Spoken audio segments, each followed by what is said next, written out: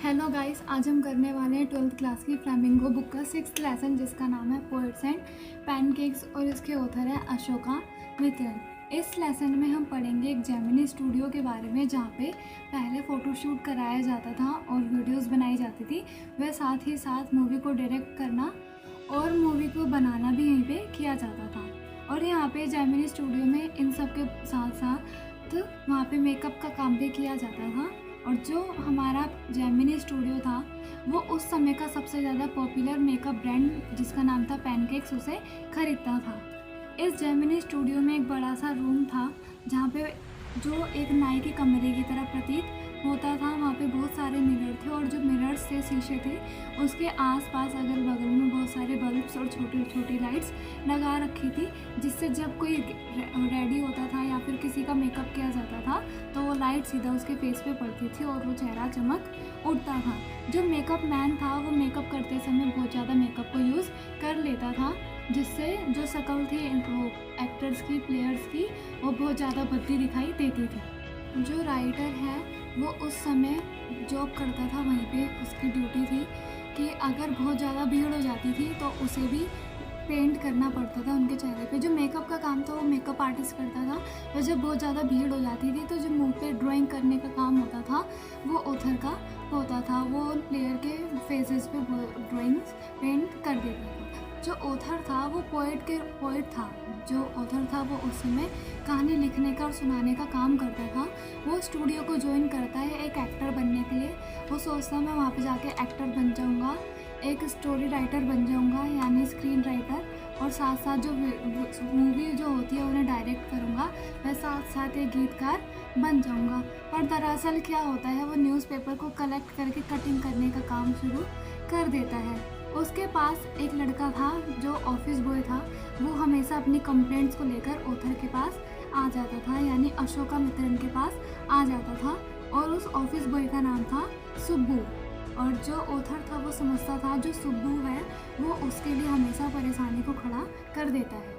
जो सुब्बू था वो ब्राह्मण कास्ट का था, इसलिए जो ऑथर था वो सोचता था ये हमसे ऊपर ब्राह्मण कास्ट का था, तो इसलिए ऑथर सोचता था ये अपर हैंड है, इसका जो सिर है वो समाज में हमारे से ज़्यादा ऊंचा है। साथ ही साथ जो सुब्बू था वो बहुत ज़्यादा रिसोर्सफुल था अपनी लॉयल्टी के साथ, और माना जाता था अगर सुब्बू हमारे साथ नहीं है तो फिल्म नहीं बन पाएगी और फिल्म उसके बिना अधूरी है।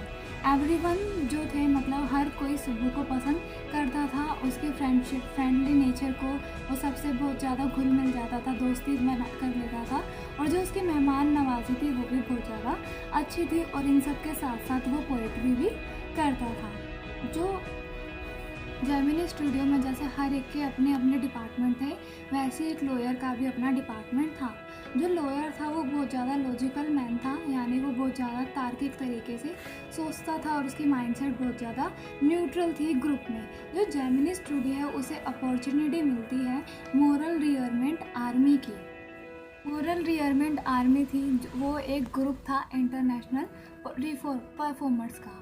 वो आके जो जेमिनी स्टूडियो था वहाँ पे अपना आके रोल प्ले करते हैं, और जो उनके मैसेज थे वो बिल्कुल भी अच्छे नहीं थे। वो समाज से जुड़े हुए थे पर कुछ हद तक वो जो लोग थे उसे समझ में नहीं आ पाए थे।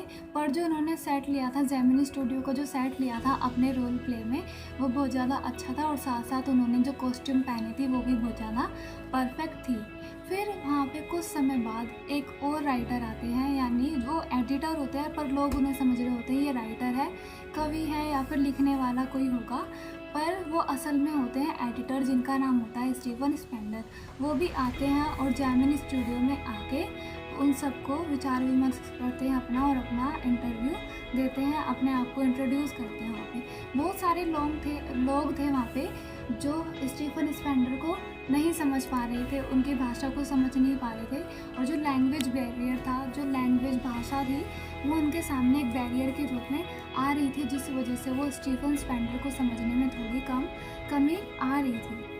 फिर वो क्या होता है, कुछ समय बाद जो स्टीफन स्पेंडर था, कुछ समय बाद उसे ऐसा महसूस होता है कि कोई भी मुझे नहीं सुन रहा है, कोई भी मेरी तरफ ध्यान नहीं दे रहा है, इसलिए वो बोलता है ऐसे श्रोताओं का क्या फ़ायदा जो मेरी तरफ ध्यान ही ना दे। फिर वो इसलिए वो वहाँ से चले जाते हैं। फिर इसके कई सालों बाद जो ऑथर है हमारे अशोका मित्रन है, वो उनके सामने एक मिस्ट्री बन जाती है कि आखिर ये स्टीफन था कौन।